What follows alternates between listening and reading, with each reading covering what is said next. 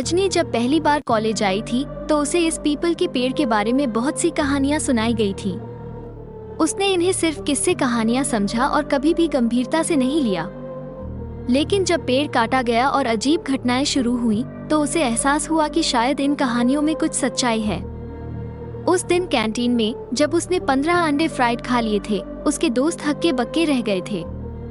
वे जानते थे कि रजनी कभी भी इतनी भूखी नहीं होती थी। उसकी सबसे करीबी दोस्त प्रिया ने उससे पूछा, रजनी तुम्हें क्या हुआ है? तुमने इतने सारे अंडे क्यों खा लिए? रजनी ने असमंजस में उत्तर दिया, मुझे खुद नहीं पता प्रिया। ऐसा लगा जैसे किसी ने मुझे खाने के लिए मजबूर कर दिया हो। उस रात जब रजनी खिड़की के बाहर देख रही थी, उसे खरगोशों के इंसानों में बदलने का दृश्य दिखा। उसकी चीख सुनकर उसकी रूममेट्स दौड़ी। क्या हुआ रजनी? रिया ने पूछा। मैंने कुछ अजीब देखा, रजनी ने हांफते हुए कहा। खरगोश इंसानों में बदल रहे थे। रिया और प्रिया ने उसे शांत करने की कोशिश की, लेकिन रजनी का मन अब विचलित हो चुका था। वो रात भर जागती रही, डर के मारे सो नहीं सकी। अगले कुछ दिनों में रजनी का व्यवहार और भी अजीब हो गया। वो अक्सर खुद से बातें करती दिखती और कई बार बेवजह हंसने लगती। एक दिन जब वो कक्षा में थी, उसने अचानक खिड़की से बाहर कूदने की कोशिश की। उसके दोस्त और शिक्षक उसे रोकने के लिए दौड़े और किसी तरह उसे काबू में किया। कॉलेज प्रशासन ने इसे बहुत गंभीरता से लिया और रजनी के माता पिता को बुलाया। उसके माता पिता श्रीमान और श्रीमती शर्मा तुरंत कॉलेज पहुंचे।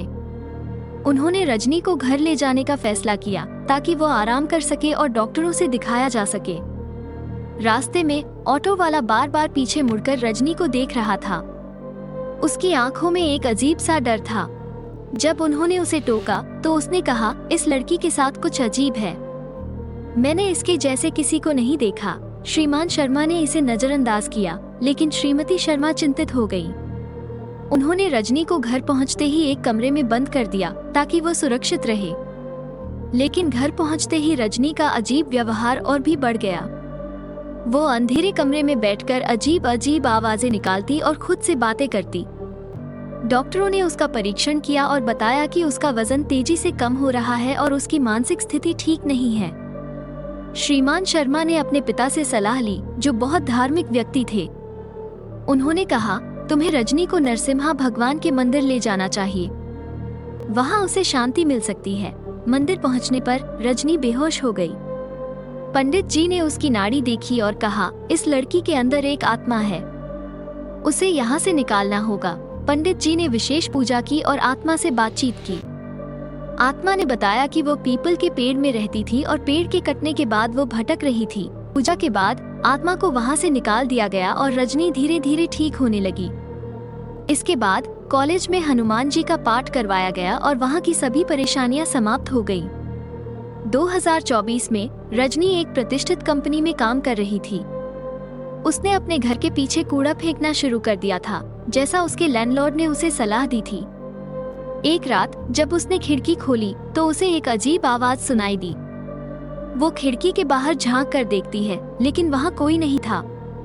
अगले दिन उसे एहसास हुआ कि उसके द्वारा फेंका गया कूड़ा एक पुराने कब्रिस्तान के ऊपर गिर रहा था। रजनी ने इसे नजरअंदाज किया, लेकिन कुछ दिनों बाद उसे अजीब घटनाएं महसूस होने लगी। उसे अपने घर में किसी की उपस्थिति का एहसास होने लगा। रात को उसे अजीब आवाजें सुनाई देती और चीजें अपने आप हिलने लगती। एक दिन उसने अपने लैंडलॉर्ड को ये सब बताया तो उन्होंने उसे तुरंत वहाँ से निकल जाने की सलाह दी। रजनी ने अपना सामान पैक किया और तुरंत उस घर को छोड़ दिया। उसने इस घटना को कभी नहीं भुलाया और इसे अपने जीवन का सबसे डरावना अनुभव माना।